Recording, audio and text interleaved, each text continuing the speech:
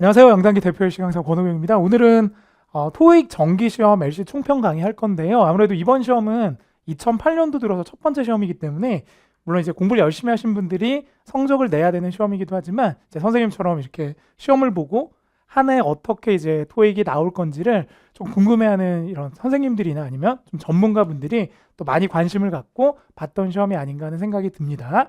당일날 좀 많이 추웠기 때문에 또 토요일 시험이었기 때문에 약간 변수가 있긴 했겠지만 또 열심히 차근차근 준비하신 분들은 물론 좋은 성과가 있겠죠. 난이도 부분을 조금 말씀을 드리긴 할 텐데 약간 조심스러운 부분은 난이도는 개인차가 있어요. 그러니까 선생님이 기준으로 어떤 걸 삼느냐에 따라서 조금씩 난이도가 틀려질 텐데 저는 일단 2017년 전반적인 난이도랑 비교를 했기 때문에 확실히 이번 달 LC는 12월 두 번의 시험보다는 난이도가 높았거든요. 그래서 처음 시험을 보셨거나 12월 정도의 시험을 보고 다시 보셨다면 체감 난이도가 훨씬 높았을 거고요. 기존에 이제 작년에 시험을 한참 어려웠을 때 중후반기에 몇 번 보신 분들은 좀 비슷하게 나왔다라고 생각하실 수도 있어요.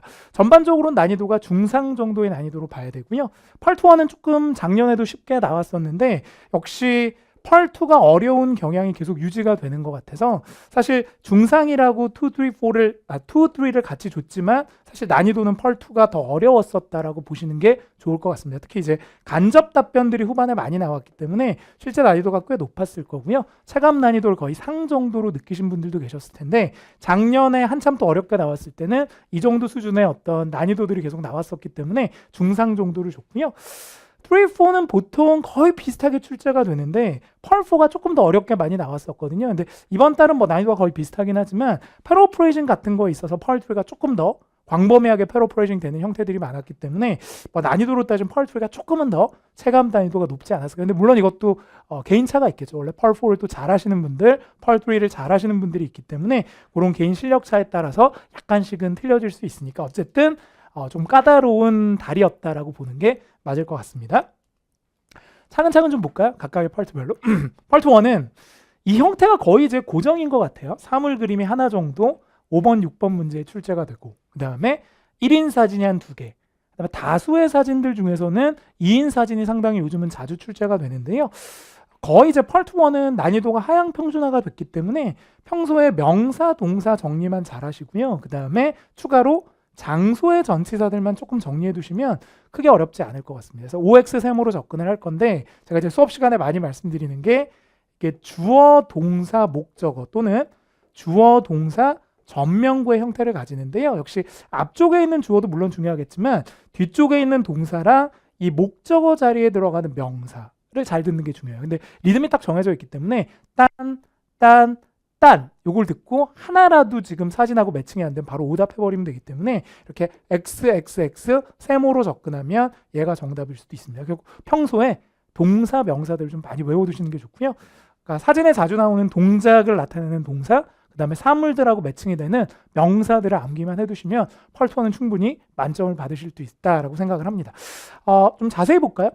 2인 사진이 제일 많이 나왔죠. 3개가 나왔는데 기본이 이거예요. 공통 상호 동작이 제일 많이 나오고 그러니까 둘이 뭐 같이 하는 동작들 있잖아요. 두 번째, 한 명의 특징 나올 수 있고요. 그 다음에 의외로 배경 사물의 상태들을 묘사하는 게 나올 수 있는데 이번 시험은 딱 저게 정말 무슨 기본서에 나오는 패턴처럼 하나가 나왔습니다. 그러니까 어떻게 보면 풀기가 딱 유형에 맞게끔 출제가 됐다라고 보여지는데 첫 번째 이제 두 분이 창고 같은 데서 이렇게 뭐 상자 같은 거 올리는 게 있었거든요. 그래서 올리다 그럴 때 리프팅 꼭 기억하셔야 돼요. 시험에 잘 나옵니다. 우리 이제 스키장 가면은 리프트 타잖아요. 그래서 들어 올리다 그럴 때 리프팅을 씁니다. 그러니까 펄2원에 잘 나오는 동사죠. 두 번째, 그 여자분이 요게 또 많이 나오더라고요. 야외에서 이렇게 행상 같은 이렇게 스탠드가 있고 서로 마주 보면서 물건을 사고 파는 것들이 굉장히 최근 들어 많이 나오는데 그러니까 크게 보면 그런 게 다 쇼핑인 거예요. 물건을 사던 뭐 구경하던 그러니까 이제 파는 사람, 사는 사람이 두 명이 나오는 거죠. 그래서 마주보고 있었던 건데 이런 표현도 알아두시면 좋겠죠.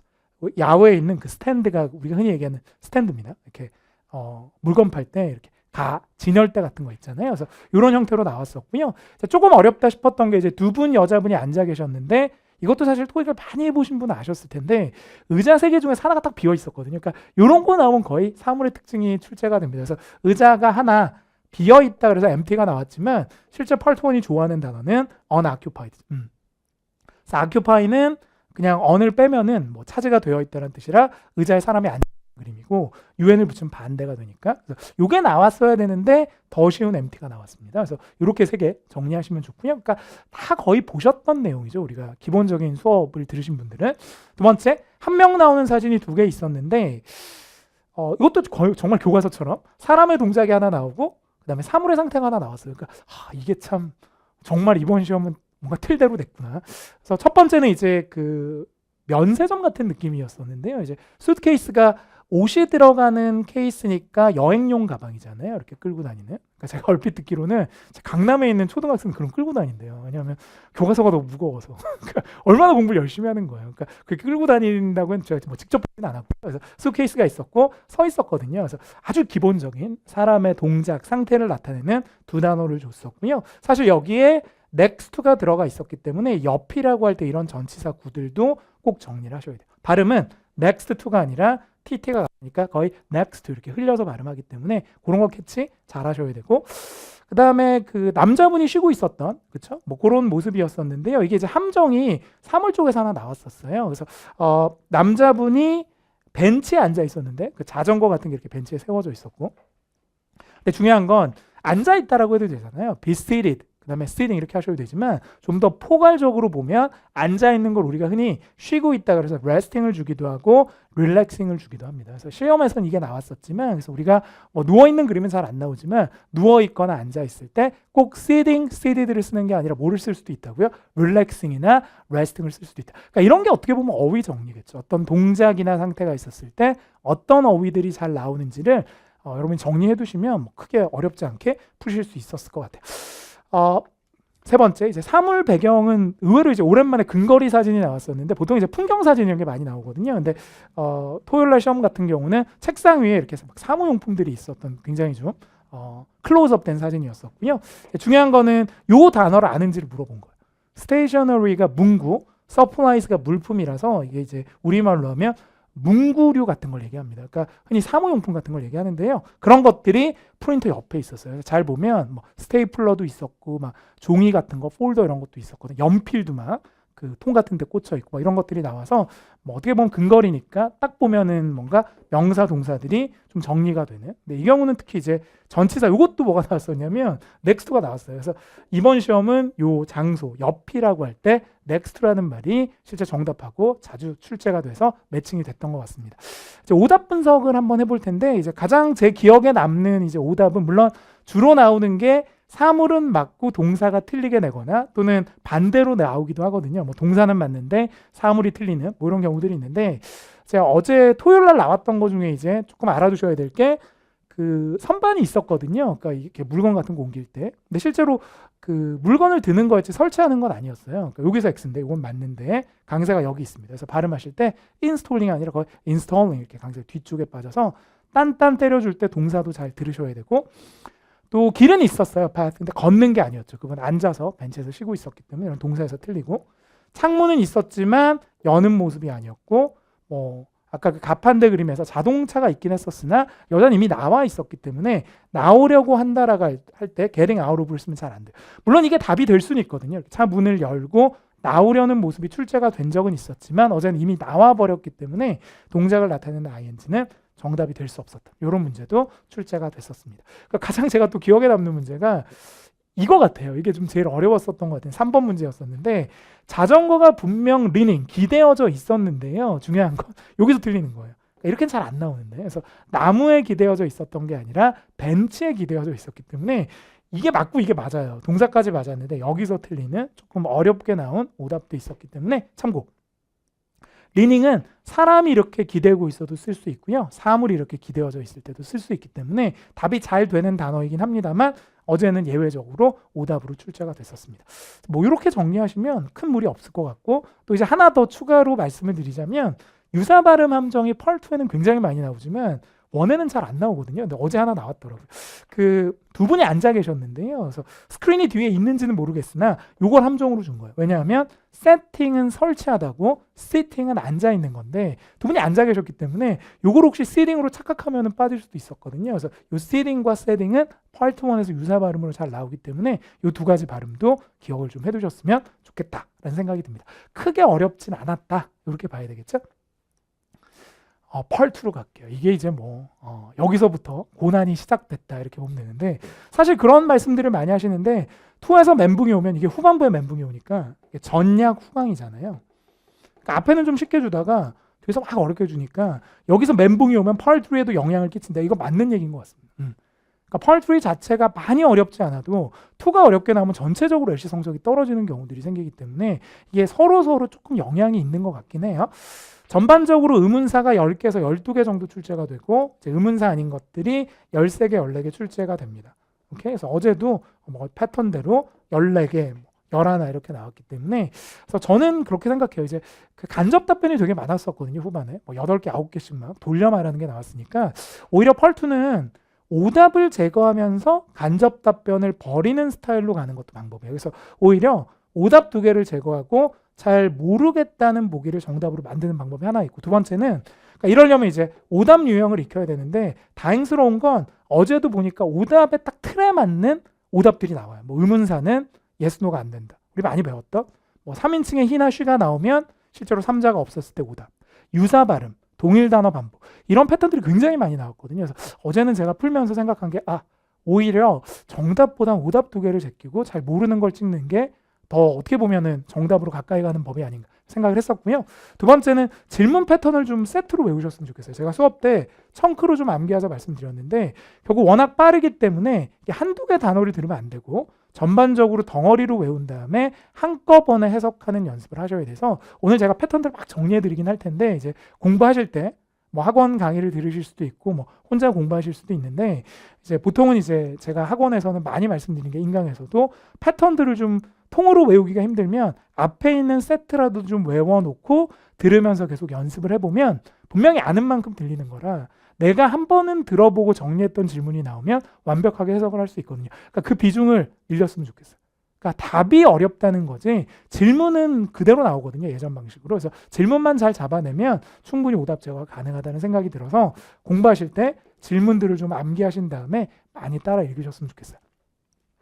첫 번째, 매달 반복되는 질문 패턴 어제도 나왔기 때문에 지금 700점이 채 안 되시는 분들은 간접 답변보다는 이걸 잡으셔야 돼요. 그러니까 확실하게 잡을 수 있는 문제를 50% 정도 만들어 놔야 됩니다. 그러니까 가장 대표적인 게 이제 이런 의문사일 거고요. 그 다음에 나올 수 있는 게 이런 선택 같은 거, 제안문 이런 게 좀 쉬운 패턴이라 예를 들면 when으로 물었을 때 뒤에 거 몰라도 Monday가 나온다던가 how long으로 물었을 때 기간, 누가 방문했냐 사람으로 나왔을 때 미스터 미스나 아니면 이 직업 우리가 흔히 기본서나 제강 강의 중에서 기본 형태들을 알려주는 강의들이 있거든요. 기술서든 기본서든 여기서 다 나온다 수업이든 이런 어떤 유형을 잡아줄 수 있는 책을 갖고 계신 분들은 이런 걸 한번 꼭 정리를 해보셨으면 좋겠어요. 그 다음에 어디서 읽었냐 그랬을 때 이것도 많이 나와요. 웹사이트 where에 대한 답으로. 그 다음에 Y는 다 해석해야 되잖아요. 판매가 왜 높았어요 그랬더니 Y는 because 이게 거의 요즘은 예전에는 because 3 정도 많았었는데 근래 들어서 Y는 because 나오면 거의 답이었어요. 계속 갑니다. 월간을 원해요. 해마다 걸 원해요. 이렇게 2개를 줬더니 해마다 걸 원한다. 그래서 선택은 뒤에 있는 후보 중에 하나를 그대로 끌고 온 거. 그다음에 why don't?는 이유가 아니라 권유지. 그래서 권유에 대한 가장 일반적인 답은 okay. 좋습니다. sure 이런 게 나오니까 이런 패턴적인 게 더 있었거든요. 그러니까 최소 10개 정도는 거의 거저주는 문제가 좀 있었다. 오케이. 그러니까 그런 것들을 최대한 확보합시다. 그리고 지금 이미 고득점을 받으셔서 만점 가까이 가셔야 되는 분들은 이제 오답 제거랑 뭐가 중요해요? 간접 답변 정리들이 좀 중요하겠죠. 핵심 포인트가 뭐 있었냐면 첫 번째 요런 거. 그러니까 답이 잘 되는 표현. 자전거를 가져오셨나요? 물었는데 이 명사의 반복을 피하기 위해서 원을 준 거죠. 그러니까 이런 스킬들을 제가 많이 하긴 하는데 들어서 구할 수도 있지만 이런 포인트를 아시면 더 찾기가 편해져요. 하나도 안 들었을 때 원 같은 게 나오면 답이 잘 되거든요. 이 원이 뭘 받았다? 바이크를 받은 거예요. 그러니까 최악의 경우 질문을 못 들었을 때도 보기만 듣고도 조금 확률이 높은 것들 쫓아갈 수가 있고, 또 어제는 what 문제가 2개 나왔었는데 what은 별 뜻이 없어요. 그러니까 뒤에 나오는 명사를 잡으셔야 돼서 어제는 의제가 뭐냐 그랬을 때 최근 업데이트는 의제가 될 수 있고, 또 what은 뜻이 없으니까 버리고, 사람들이 뭐 식당에 대해서 뭐라고 말했나요 그랬을 때 이건 약간 간접 답변이긴 한데 온라인 리뷰들을 한번 보세요. 왜냐하면 우리가 평가들을 블로그나 이런 데서 많이 블로거들이 올리잖아요. 그러니까 약간 해석을 좀 해주셔야 되긴 하는데, 그러니까 뭐 어떤 부분을 해석을 해야 될지를 잘 보셔야 될 것 같아요. 사람들이 말하는 바 온라인 리뷰를 봐라. 괜찮아 보이죠? 그 다음에 why don't 같은 경우는 권유문이니까 승낙 거죠.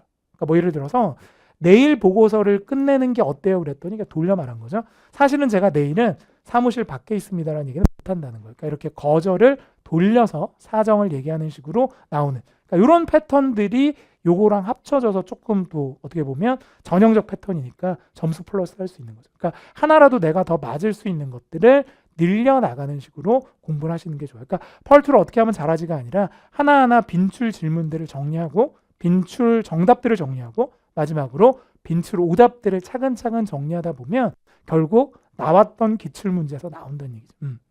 그러니까 확실하게 알고 있으면 발음이 좀 빨라도 쫓아갈 수 있다. 그렇게 생각을 합니다. 준비하기 나름이다라는 생각이 들고요. 자, 우회적 답변, 이게 이제 문제인데요. 어제도 뭐 후반부에 미친 듯이 제가 이런 소고를 좀 썼는데 우회 답변이 나와서 제가 들으면서 이건 우리 학생들 못 구하겠는데 하는 문제도 몇 개 있었거든요. 후반 난이도가 급상승이 되고 이게 펄 3의 초반 몇 문제도 영향을 끼쳤을 것 같은데 우리말로 봐도 되게 어려운, 그래서 지금 일단 제가 뽑아온 것만 해도 8개인데 더 있었겠죠? 기억나는 것만 좀 뽑아봤습니다. 얼마인가요? 물어봐서 전통적 답은 금액인데 이건 좀 쉬웠을 것 같아요. 영수증을 찾아볼게요. 그 얘기는 영수증에 금액이 있다는 거예요. 얼마를 썼는지가. 그러니까 이런 것들은 이제 직접 답을 주는 게 아니라 그 답이 들어있는 어떤 소스 같은 걸 전하는 많이 나왔던 패턴이고요. 뭐 예를 들어서 영화가 몇 시에 시작해요? 그랬을 때 여기 표 보세요. 그럼 표에 일단 영화 시작 시간이 나오는 뭐 그런 패턴들이 작년에도 많이 나왔었죠. 연락처가 어떻게 되세요? 그럼 여기 명함이요. 명함에 보면 연락처가 있는. 이건 이제 약간 클래식이 된 것 같아요. 우회 답변의 클래식. 두 번째, 어떤 물건을 구매하시겠습니까? 그러니까 어떤 물건을 사실 거예요? 라고 직원이 물어봤더니 물건을 준 게 아니라 조언 좀 해주시겠어요? 역공인 거지. 이런 스타일도 나옵니다. 그러니까 뭐 어드바이스를 받을 수 있을까요? 이게 아마 3번 C로 나왔을 텐데 대묻거나 제안하는 표현들은 보기 중에 나오면 답이 잘 되죠.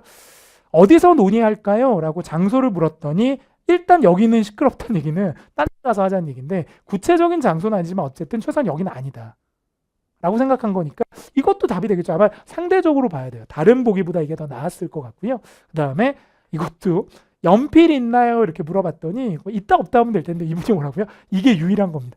근데 시험장에서 이렇게 하면 좀 그럴 것 같아요. 연필로 마킹하는데 막 저 연필 좀 빌려줄래요? 그러면 이게 유일한 건데 알고 봤더니 막 필통 안에 3개가 보이고 이런 상황이면 안 되겠죠. 그래서 같이 우리가 시험을 보는 상황이니까 그래서 이렇게 답하는 것도 괜찮을 것 같은데 여기에서도 원이 들어가 있었어요. 그러니까 펜을 받은 거지. 그러니까 이런 부정대명사 원은 답이 될 확률이 높습니다. 호텔에서 무슨 서비스가 되나요? 물어봤더니 2가지 의미가 있는 것 같아요. 이게 아마 론드리 서비스가 되는지 물어봤는데 전화번호를 드릴게요 한 이유가 실제로 호텔에서 그 어떤 세탁 서비스에 전화번호를 줄 수도 있는 거고, 두 번째는 나는 잘 모르니 아마 어떻게 보면 로비 같은 데 있는 전화번호를 줄 수도 있어요. 그러니까 어쨌든 직접적으로 되는지 안 되는지를 얘기하지 않아도 이런 식으로 돌려줄 수가 있는 거예요. 전화해서 물어봐라 이런 식으로 돌려줄 수가 있고요. 이것도 좀 제가 재밌게 봤는데 첫 번째로 발표할래요? 두 번째로 발표할래요? 이렇게 선택을 줬거든요. 그러니까 첫 번째, 두 번째가 아니라 준비할 시간이 필요하다. 이거 생각해 볼까요? 우리말로도 만들 수 있는데 준비할 시간이 필요하다는 건 어떤 느낌이야? 처음이야? 두 번째? 그치? 두 번째 하겠다는 얘기잖아요. 그러니까 이런 식으로 돌려서 얘기할 수 있고, 채용을 한번 고려해 볼까요? 그러니까 사람을 좀 뽑아볼까 그랬더니 너무 비싸지 않을까? 되묻는 거 답 잘 돼요. 그러니까 고용하면 돈이 너무 많이 들지 않겠느냐. 그러니까 이런 것들이 딱 들어서는 답이다 생각이 잘 안 되잖아요. 그 뭐 무슨 포커스 그룹 같은, 그러니까 어떻게 보면 설문조사에서 이렇게 사람들을 뽑는 게 되게 힘들다라는 평서문이 있었는데 이런 단어가 또 어려운 게 나왔어요. 스트러글은 되게 예스다, 힘들게 뭐하다 이런 뜻인데 사람 찾기가 힘들어요라고 했더니 평서문이 보통 문제점을 얘기하면 해결책을 많이 주거든요. 그래서 답으로는 상여금을 한번 올려보세요. 그래서 이 단어가 나왔어요. 캐시 인센티브. 그러니까 돈을 좀 준다 그러면 사람들이 모일 것이다. 근데 그런가요 이게? 원래 회사 일이면 그냥 가야 되는데 이제 돈을 조금 더 주면 사람들이 더 설문조사를 많이 한다는 얘기일 텐데요. 뭐 이런 것들도 상식이 조금 있어야 풀 수 있었기 때문에 단순히 한국말로 해석해도 잘 안 되는 걸 빠르게 영어로 들어야 되니까 상당히 어제는 펄2가 어려웠다. 그러니까 거의 상 레벨 정도로 봐야 되지 않을까 하는 생각이 듭니다. 어제 되게 고생을 많이 하신 거예요. 이 정도 급이면. OX 속어법 중요합니다. 그래서 어제 나왔던 게 이제 이 5대 모든 선생님이 다 얘기하시는 거지만 발음 비슷한 거 죽이고 주어 안 맞는 거 제거하고 음사는 예수는 안 된다 제거하고 짝꿍이라는 건 뭐 후는 사람인데 뭐 시간을 줬다든가 이런 게 이제 짝꿍 불일치고요. 연상함정이라는 건 단어 하나를 듣고 뭔가 의미적으로 연결했을 때 오답이 되는 케이스인데 어제 나왔던 문제가 약간 변형한 거 2개를 갖고 어떻게 접근하는지 조금 보여드릴게요. 첫 번째 뭐 비슷한 문제가 있었거든요. 언제 출장을 가실 거에 그랬다. 이게 빨리빨리 제거하는 거예요. 왜냐면 다 듣고 해석하다 보면 A를 듣다가 B를 놓쳐버리니까. 예를 들어서 이건 바로 A에서 주어에서 즉사입니다. 왜냐하면 U라고 물어보면 주어가 I여야 되기 때문에 이런 3인칭 대명사는 반드시 질문에 3의 인물이 나와야 돼요. 그러니까 어제는 딱 들으면서 A, he 할 때 제꼈어야 돼요. 이 비슷한 형태로 나왔거든요. 두 번째, 요거는 괜찮죠. 언제냐 그랬더니 비행기가 월요일 날 뜹니다. 사실 시험장에서는 기차로 나왔었지만 맞아. 이런 거 조심. 짝꿍 불일치인데 3일 얼핏 보면 시간 같지만 3일 동안 그러면 how long에 대한 답이죠. 이런 식으로 의문사 자체가 안 맞기 때문에 오답들을 오히려 이렇게 2개 제끼면 이거를 전혀 못 들었어도 B라고 접근이 가능한 부분이고요. 두 번째, 또 어제 변형 문제입니다. 얼마나 쓰셨나요? 새로운 복사기라고 했더니 잘은 몰라도 일단 복사기를 듣고 유사 발음 제거할 수 있고요. 커피 쪽에서. 그 다음에 의문사는 yes, no가 안 돼요. 빨리 제거가 되겠죠. 오답. 두 번째, 이런 것도 어제 있었거든요. 얼마냐 그랬더니 10번 가다. 그러니까 10이라는 숫자가 how much하고 연결되니까 그냥 무조건 들어가면 안 되는. 어제 이런 게 좀 있더라고요. 그러니까 who라고 물었는데 또 기억나는 거 있었어요. B인가 direct flight가 그러니까 이게 전혀 말이 안 되잖아요. 직항편. 그럼 이런 함정은 왜 나오냐? 이게 뭐하고 비슷해? 디렉터하고 비슷하니까. 후만 듣고 직업 찍는데 디렉하고 찍으면 틀리는 거예요. 그러니까 이런 식으로 되게 어떻게 보면 정교하게 오답을 만들어서 함정이 굉장히 많았다. 어제는 그렇게 봐야 되고요. 그 다음에 영수증이 여기 있어요. 얘기는 영수증에 뭐가 있다는 거예요. 얼마 썼는지가 있다는 거니까 정말 돌려서 어떤 답이 들어있는 소스를 잘 줬다. 이렇게 볼 수 있겠죠. 그래서 이런 식의 문제들은 오답을 제거하면서 가시면 좀 더 정확하게 답을 구하실 수 있겠습니다. 그래서 오늘의 포인트는 질문을 일단 많이 외우자. 두 번째, 정답이 되는 표현들 이렇게 Monday, 금액 또는 이런 어떤 간접적 답변 이런 거 정리하시고 마지막으로는 오답을 정리하는데 왜 오답인지도 같이 보세요. 그냥 아닐 것 같아가 아니라 이거는 의문사라 yes, no가 아니라서 안 돼. 또는 끝에 있는 카피어랑 발음이 비슷해서 안 돼. 이런 식으로 확실하게 아닌 것들을 정리하시면 좀 더 쉽게 접근할 수 있지 않을까 하는 생각이 드네요. 펄3로 가야죠. 펄3는 자주 출제되는 문제가 좀 정해져 있긴 한데 이게 워낙 주제가 다양해서요. 그러니까 펄3, 4는 문제 3개를 먼저 빨리 보셔야 돼요. 그래서 문제가 좀 눈에 익어야 되는데 그러니까 제가 수업 시간에 많이 강조드리는 게 시험장 가서 문제 읽으면 안 된다 그러거든요. 그러니까 문제는 그냥 눈으로 보는 거예요. 이해가 되실지 모르지만 웬만한 문제 유형은 다 나왔던 거라서 공부하실 때 조금만 익혀두시면 문제는 금방 봐요. 문제는. 그러니까 오히려 보기들을 좀 요약하는 게 좋지 않을까. 문제는 빠르게 볼 수 있으니까. 그래서 평소에 문제들을 조금 여러분이 눈여겨보실 필요 있습니다. 문제를 우리가 연습할 때 풀 때. 그래서 문제들을 미리 좀 보셔야 되니까 유형들을 좀 정리하시고 두 번째 이런 어떤 문제가 있을 때 어떻게 답이 나오고 어디쯤에서 답이 나오는지까지도 같이 정리하실 필요가 있죠. 그래서 어제 이제 대표적인 문제들이 쭉 있었어요. 그래서 문제 눈으로 볼 수 있으니까 뭐 예를 들어서 어디냐 그러면 초반에 뜨는 키워드를 잡죠. 그러니까 문제 푸는 방법이 다 정해져 있는 거예요. 우리가 모를 뿐이지. 그러니까 이제 토익 처음 하시는 분들은 그러니까 느낌으로 막 푸는 것 같지만 실제 토익은 거의 문제하고 답이 나오는 메커니즘이 정해져 있기 때문에 그 틀만 하시면 굉장히 노려풀기가 가능하거든요. 저는 솔직히 어제 다 안 듣고 풀었어요. 그냥 이렇게 팔짱 끼고 답나무 진짜 툭툭 찍었거든요. 그러니까 그만큼 전체를 다 안 들어도 되고 포인트만 잘 치고 들어가면 답이 나온다는 얘기인데 그래서 예를 들면 뭐 어제 나왔던 것 중에서는 어디냐 그랬을 때 이게 키워드 잡는 거라서 뭐 이렇게 기계가 나오거나 재고조사 같은 게 나오면 병도 그렇고 공재항임을 추론할 수가 있어요. 다 안 들어도. 요청하는 게 뭐냐 그랬을 때 please하고 can you가 제일 많이 나와요. 그래서 이거 끝에 뜨는데 어제도 can you라는 표현을 끼고 실제로는 뭐를 컨펌 해달라 그랬거든요. 스케줄 같은 거. 뭐 그런 게 나왔었고 시간 키워드 중요합니다. 왓은 별 뜻이 없으니까. 투어 끝나고 뭐 할 거냐 그래서 후반부 노렸더니 투어 끝나고 그대로 나와 이렇게 키워드로. 그 다음에 뭐 한다고요? 뭐 유니폼 갈아입을 거다. 뭐 이런 게 있었고 넥스트 문제 거의 후반에 뜨는데 이게 특히 많이 나오죠. 동료하고 얘기한다 그럴 때 토익은 주로 대화 끝나면 동료하고 얘기 많이 합니다. 그리고 투어하겠다 이런 게 이제 후반부에 넥스트는 나오는 거고 또 여자가 누구냐 그랬을 때 뭐 환자 같은 게 나왔을 때 의사를 추론한다던가 그러니까 환자 얘기는 의사만 하니까 그 다음에 1층에 왜 이제 사무실을 열려고 하느냐 뭐 이런 게 있었어요. 근데 약간 상식 문제인데 1층을 노리셔야 되긴 합니다만 우리가 임대료가 비싸지만 1층에 매장을 임대하는 이유는 딱 하나예요. 뭐 때문에 노출이 되고 그 다음에 손님들이 오기 편하잖아요. 그래서 정답이 접근이 쉬워서 이런 게 있었는데 이런 건 솔직히 들어풀지 않아도 상식으로도 알 수 있는 문제라 그러니까 펄 트리 4는 꼭 뭔가를 들어서 해결하려고 그러시면 안 되고요. 이게 수단 방법을 가리지 말라 그런 얘기를 하는데 읽어서 풀 수도 있고 우리가 추론해서 풀 수도 있고 어쩌면은 상식으로 듣지 않고 풀 수도 있는 거예요. 그러니까 펄2 같은 경우는 꼭 들어야 되지만 되게 집중해야 되지만 3, 4는 문제 보기의 스토리라인만 잘 여러분이 캐치하시면 한두 개는 놓쳐도 충분히 답을 구할 수 있거든요. 그러니까 어쩌면 요즘 들어서 2가 어려운 이유가 3, 4는 이제 많은 분들이 이런 유형들을 알기 때문에 어느 정도는 대비가 되어 있지만 2는 사실 못 들으면 끝이기 때문에 그래서 2가 참 어려운 게 아닌가 하는 생각이 듭니다. 패러프레이징 중요하죠. 그래서 어제 펄4보다 펄3가 어려웠던 이유는 이 패러프레이징이 굉장히 많이 됐었기 때문인데요. RC도 뭐 패러프레이징이 중요하겠지만 LC도 중요하죠. 몇 개 볼까요? 뭐 스타일 얘기하면서 답은 디자인이 똑같은 말이죠. 어디에 신경 쓰냐고 나는 내 휴대폰 스타일이 중요해. 그럼 스타일이 디자인이 되는 거고 그다음에 이거 move 되게 유명한 거예요. 뭐 이사 같은 게 지문에 나오면 보기 중에 요거 있으면 무조건 답이죠. 위치를 다시 잡다. 그러니까 아무것도 몰라도 단서로 들었던 단어랑 보기 중에 있는 단어가 패러프레이징 관계면 그냥 답인 거예요. 비슷한 말이 있으면 그렇게 응용할 수도 있고 뭐 책이 컨펌이 된 것도 있었고요. 이런 거 되게 유명하죠. 할인이라고 주고 그 할인을 보기에서는 가격 인하라고 그대로 바꿔줬습니다. 이런 거 시험에 많이 나왔던 패턴이고 진짜 유명한 거 있죠. 제출하다 그럴 때 핸드인이나 턴인을 대화 중에 주고 정답은 제출이 됐었다. 그러니까 뭔가 똑같이 나오면 오답일 확률이 높고 뭔가 바뀌어 나오면 거의 정답이라고 하는데 그게 어제는 뭐 그대로 들어맞았던 것 같습니다. 애드라는 말, 애드버타이징하고 똑같은 말이죠.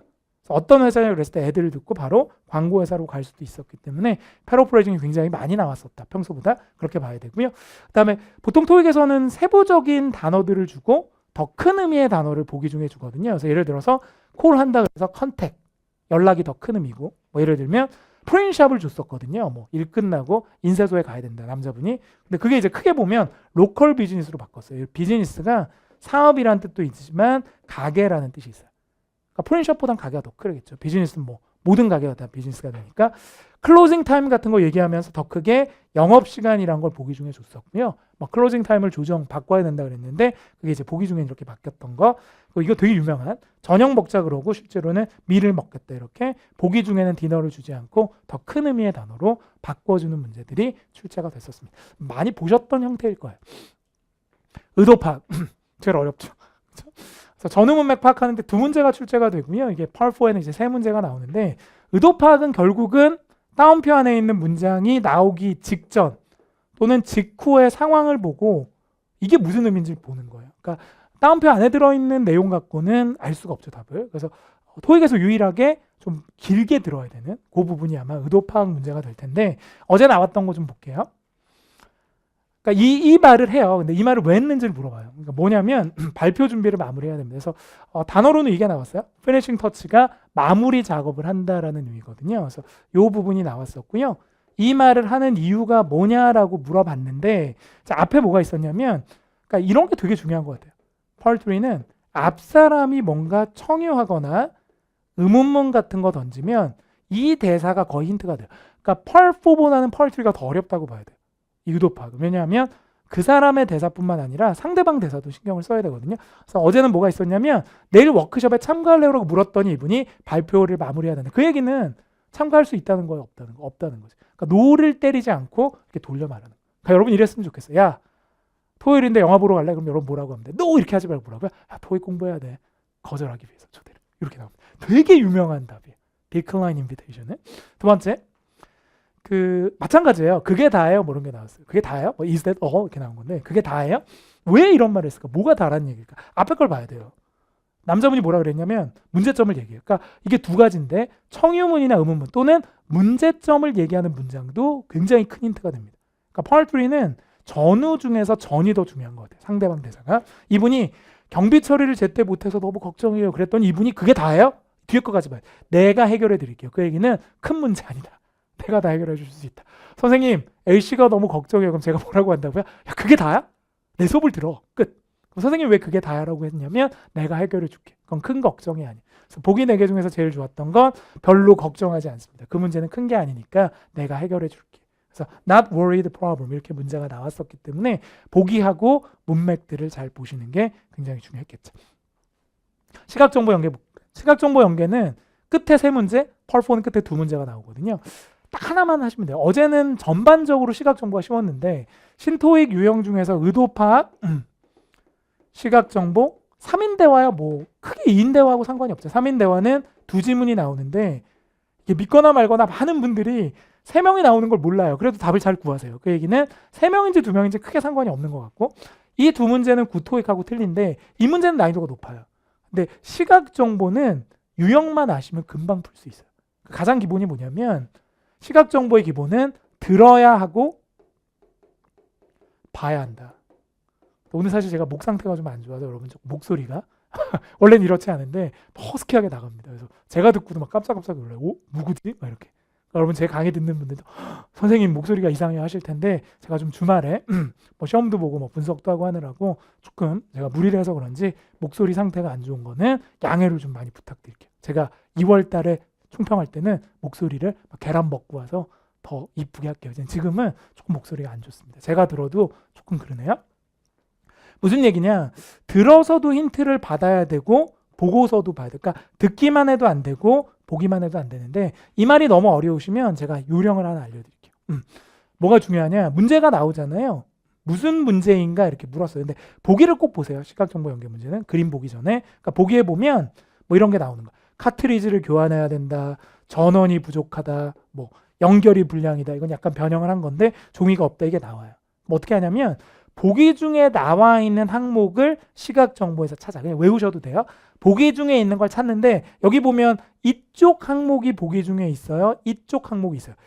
이쪽이 있지. 여기 지금 카트리지가 보기 중에 나오니까 그럼 이거는 볼 필요가 없어요. 들을 때는 상관이 없어. 뭘 들어야 되냐면 보기 중에 나와 있는 정보를 빼고 얘만 들으면 돼요. 끝. 그럼 이 숫자가 언급되면 바로 연결시키면 돼요. 그래서 뭐가 문제였는지 나오는 문제에서 대화 중에 남자분이 얘기합니다. 화면에 003번이라는 번호가 또 이것만 나와요. 003번 들었죠. 듣긴 했지.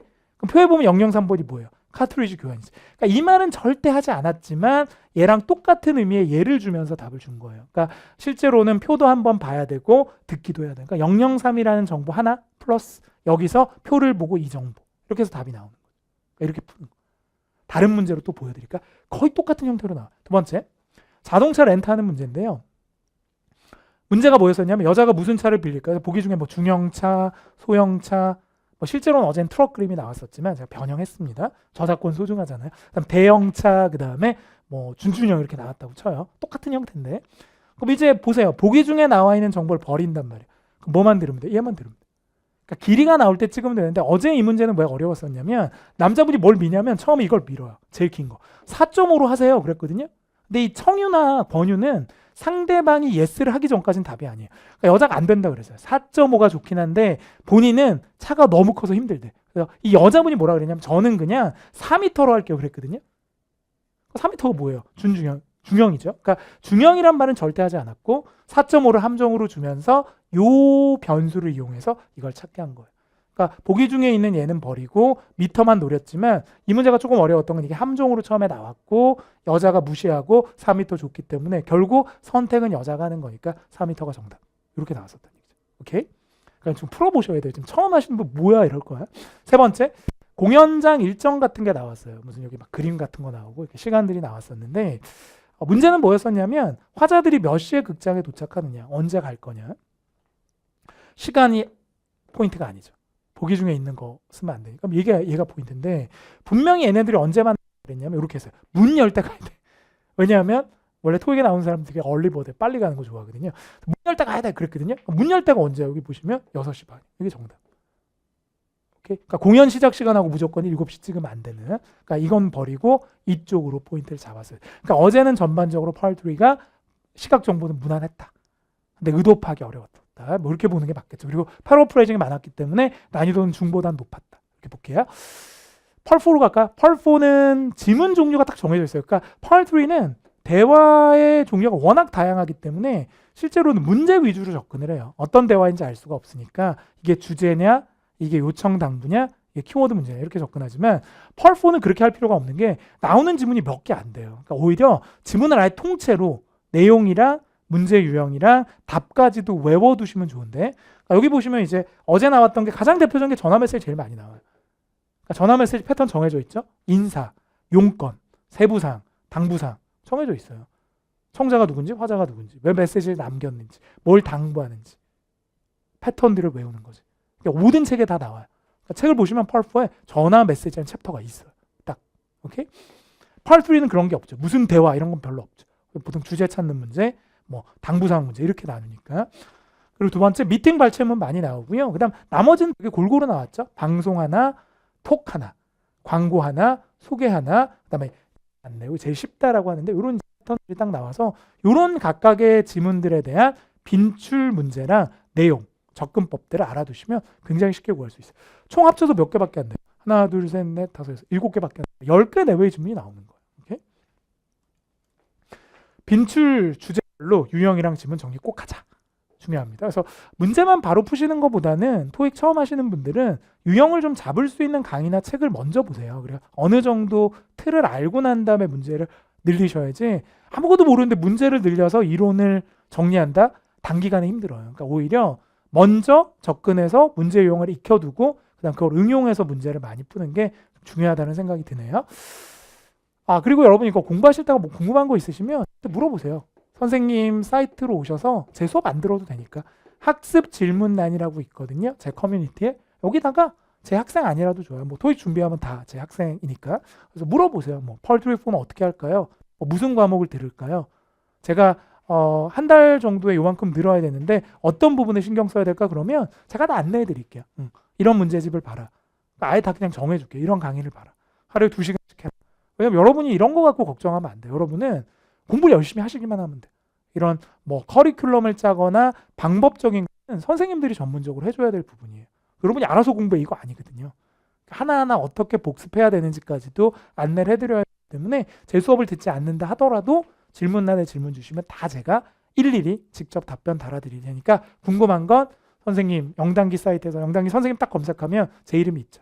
권호경 딱 찍고 질문란에 질문 주시면 제가 거의 당일날 제가 직접 보고 안내해 드릴게요. 저는 이렇게 상담하고 하는 걸 또 개인적으로 되게 좋아하기 때문에 되게 기꺼이 해드립니다. 그럼 저도 또 도움이 돼요. 학생들이 이런 걸 잘 모르는구나 알면 또 수업 때 제가 그 얘기 할 수 있으니까 이게 상부상조인 것 같습니다.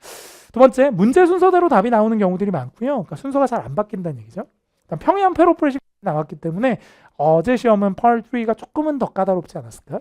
그래서 뭐 유명한 거 있죠. 무비 떴을 때 패러프레이징 필름 이렇게 투어에서 뭐 하고 점심 먹고 뭐 할 거냐 그랬을 때 영화 봐야 된다 그랬거든요. 근데 무비 주고 답을 온 필름 고장 났다 그랬어요. 그래서 프로젝터가 고장이다 그랬더니 보기 중에는 장비가 고장이다 이런 식으로 더 큰 의미의 패러프레이징.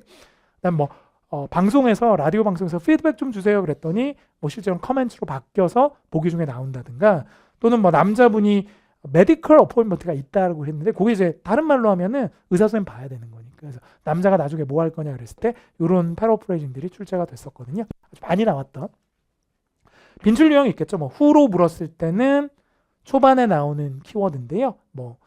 기사 어쩌고 했었어요. 그럼 기사를 쓰는 사람은 토익에서 누구밖에 없어요. 밖에 없죠. 그래서 리포터라고 하셔도 되고 조금 더 크게 보면 저널리스트라고 하셔도 상관없어요. 언론인 기자니까. 그 다음에 ask 문제는 거의 마지막 명령문인데 어제는 푸어에서 그 휴대폰 진동으로 해놓으라고 한 그런 부분이 있었거든요. 많이 나와요. 요즘은 가이드 지문에서부터 플래시로 사진 찍지 마라 또는 그 진동 모드로 바꿔라 많이 나오니까. 그 다음에 여기가 어디냐 그랬을 때 가이드 대사만 들었어도 박물관, 미술관 추론할 수 있게끔. 그러니까 어떻게 보면 아주 좀 거의 전형적 패턴의 문제들이 4에서 많이 출제가 됐었었죠.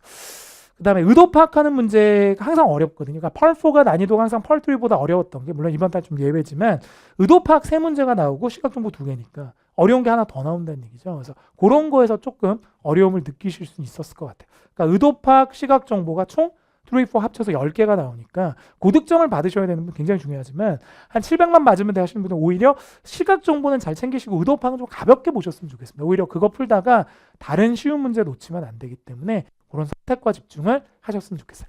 볼까요? 의도파악 뭐 나왔었는지? 이런 거 있었죠. 그건 새벽 6시였습니다. 물론 뭐 시험장에서는 7시로 나왔지만 왜 저런 말을 했을까 갑자기? 모르지. 그러니까 앞뒤를 봐야 되는데 그건 한 사람이 얘기하는 거니까 전반적인 흐름만 알아도 구할 수는 있어요. 그래서 앞에 뭐가 있었냐면 그 조경공사 같은 게 있었대요. 아파트에 사는데 앞에 막 정원공사 같은 거. 근데 그걸 6시에 하더라는 얘기죠. 그래서 내가 아침 잠을 도저히 못 잤어. 앞뒤를 보는 거야. 공사가 있었는데 아침 잠을 못 잤어요. 그래서 이 말이 여기 들어있어서 가운데. 이 의미가 뭘까? 왜 이런 말을 했을까요? 작업이 너무 일찍 됐다는 걸 의미하는 거예요. 그래서 6시면 너무 이르죠. 그러니까 이게 보통 어떤 6시였는지 몰라요. 그러니까 앞에 조경공사라는 걸 듣고 작업이라는 work나 잡을 생각했었어야 되기 때문에 역시 후반부도 중요하지만 전반부가 중요하겠죠. 너무 일찍은 뒤에서 잡은 거고요. 작업이란 건 앞에서 잡은 거니까 정말 말 그대로 전후문맥. 오케이? 공식처럼 나온 거죠. 두 번째. 강의실 뒤에 좀 있어야 이게 거의 마지막 문제로 나왔었는데 뭐가 있다는 건지 몰라요. 그러니까 문제 중에 뭐 교실 뒤에 뭐가 좀 있습니다. 근데 그 뭐가를 모르잖아요. 그러니까 뭐가 있었냐면 맨 마지막에 자료를 못 받으신 분들은 사실 시험장에서 바인더로 나오는데 자료를 못 받으신 분들은 강의실 뒤에 좀 있어요. 그러니까 이 말을 듣지 못하면 답을 못 구하는 거예요. 그럼 결국 이 얘기는 핸드아웃을 못 받으신 분들은 뒤에 있다는 얘기는 핸드아웃을 가져가라는 얘기죠. 그러니까 뒤에 아무것도 없었거든요. 제 시험에서. 근데 앞에 것만 봐도 요 말에서 요렇게 가셔야 돼요. 그래서 그 유인물을 뭘로 틀었다 더 크게 자료라는 말로 바꿔서 참석자들이 자료를 픽업해야 된다라는 식으로 의도파악 문제가 나왔었거든요. 그러니까 앞에 뭔가 힌트가 많이 뜨더라. 마지막. 이거 좀 어려워서 이거는. 그러니까 어제 푸가 쉬웠던 건 아니야. 직원들이 교육에 참가하기 위해서 이건 뭐 강남 제가 넣은 거긴 한데 거기서는 이제 어크로스 타운이라는 강남까지 가야 된다고 생각하세요? 이거 뭐 했을까? Do you think? 막 이런 말이 나. 앞뒤를 들었는데 처음에 이분이 무슨 얘기를 했냐면 그러니까 이런 의도 파악은 Part4는 전반적으로 전체를 듣는 게 좋아. Part3는 상대방의 대사, 그다음 Part4는 좀 어렵겠지만 의도 파악 들어가 있는 세 지문 정도는 좀 길게 많이 보시면 좋아요. 특히 주제 같은 거 캐치하면 좋은데 그러니까 처음에 뭐라 그랬었냐면 회사 옆에 있는 사무실을 사야 된다. 임대해야 된다라고 얘기를 먼저 했고요. 그런 다음에 무슨 얘기를 했냐면 실제로 직원들이 교육에 참가하기 위해서 강남까지 가야 돼. 그 얘기는 공간이 없어서 이분들이 회의 가려면 저 강 건너 가야 된다는 거예요. 그러니까 그 얘기를 왜 했냐면 옆에 우리가 사무실을 사서 거기에 회의장을 만들어 놓으면 우리 직원들이 그렇게 시간 낭비를 안 해도 된다는 얘기예요. 그럼 결국 그 얘기는 뭐예요? 뭐 하자는 얘기예요?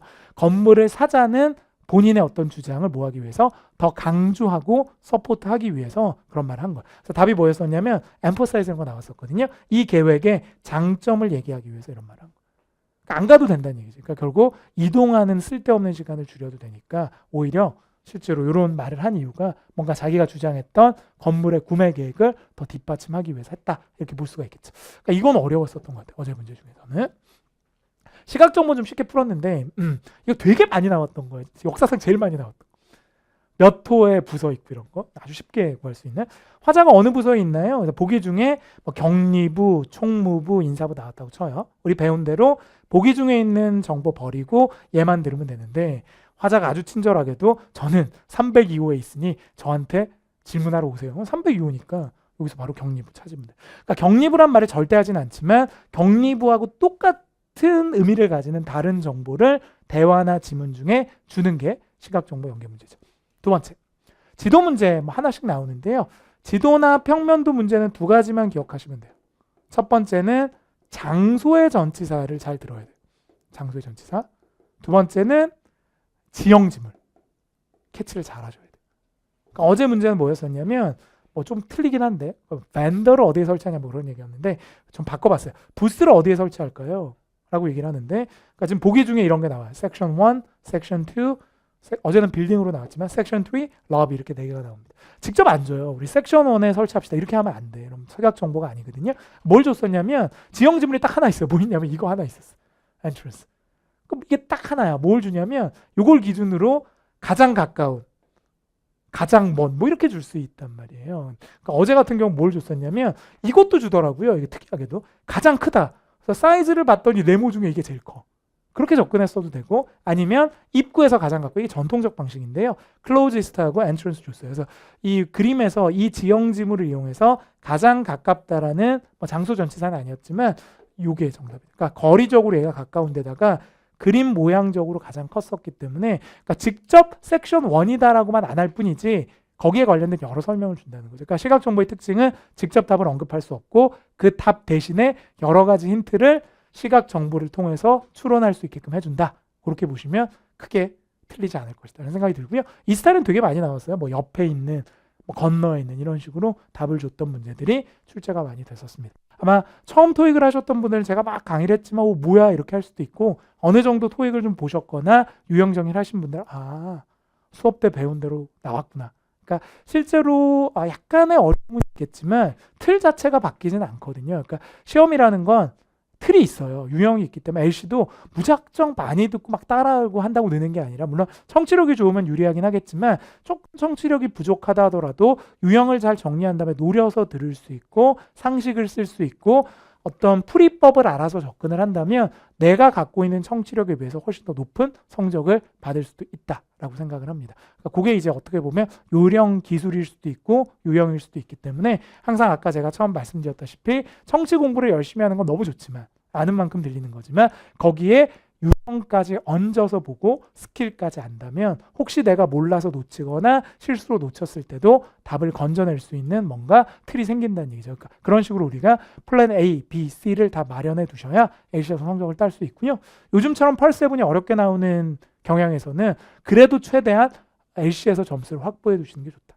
어렵다 해도 그래도 7의 압박보다는 LC가 쉬울 것이다. 그렇게 본다면 조금 LC를 여러분들이 집중적으로 열심히 해주셨으면 좋겠고요. 뭐 아까도 말씀드렸지만 공부하다 궁금한 거 있으면 언제든 선생님한테 질문 주시면 제가 바로 피드백을 드리도록 하겠습니다. 오늘 여기까지 마칠 거고요. 또 2월 달에 시험 보면 제가 또 총평 강의 찾아뵐 거니까 특히 이제 이번 시험에 어떻게 나왔는지 시험을 못 보신 분들이 있잖아요. 그러니까 총평 강의 누가 봐야 되냐면 오히려 시험을 보신 분들도 중요하지만 시험을 보지 않으셔서 1월 말 시험을 대비할 때 이거 도대체 어떻게 해야 되지? 라고 궁금해하시는 분들이 꼭 보셔야 될 강의가 총평 강의다. 그래서 오히려 뭐가 나왔었지를 보는 것보다는 앞으로 어떻게 대비를 해야 될지를 보는 게 총평 강의의 의의인 것 같다는 생각이 들어서 1월 말 시험도 잘 보셨으면 좋겠습니다. 화이팅하고 마무리할 거고요. 저희는 또 본강의나 학습 질문란을 통해서 또 만나뵙도록 하고요. 계속 이제 여러분들하고 소통할 수 있는 그런 강사가 되도록 할 거고 계속 연구하고 또 열심히 여러분하고 피드백을 주고받는 뭐 그런 식으로 여러분 목표를 달성할 수 있는데 조금은 도움이 됐으면 하는 생각이 들어서 열심히 저도 뛸 테니까 여러분도 믿고 잘 따라오셨으면 좋겠습니다. 화이팅하고 마무리하고요. 저희는 또 다음 기회를 통해서 뵙도록 할게요. 화이팅!